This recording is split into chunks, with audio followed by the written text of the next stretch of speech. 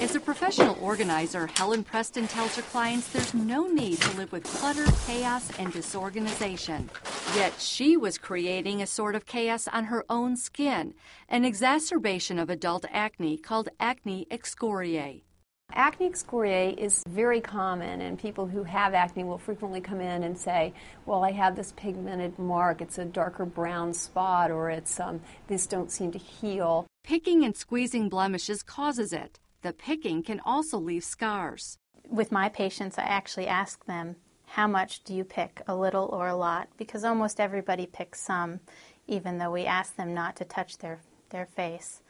But true acne excoriee can be somebody who has a little bit of impulse control problem, and it can be a full-blown obsessive-compulsive disorder. It's kind of that addiction of knowing you shouldn't, and yet you do.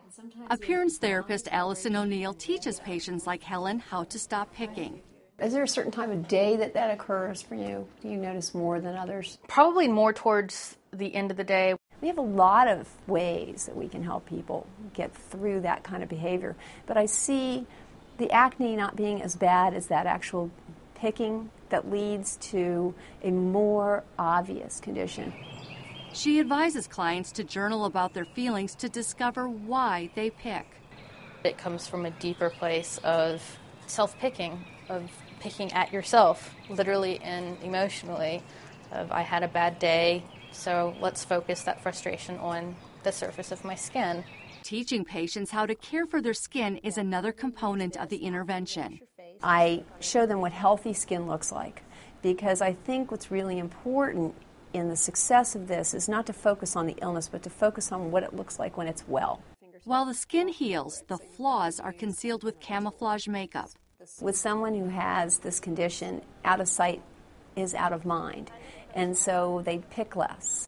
Alison uses the same approach, coping with emotions and caring for the skin for other conditions such as birthmarks, like this port wine stain, or vitiligo, which is loss of pigment in the skin. So appearance therapy is really critical.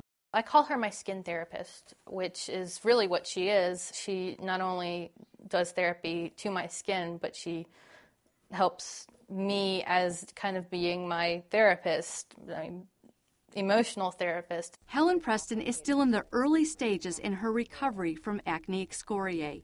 She can't imagine what it will be like to live with clear skin. When a couple days go by, no blemishes, and then a week, 2 weeks, then it'll start to be like, wow, this is kind of cool.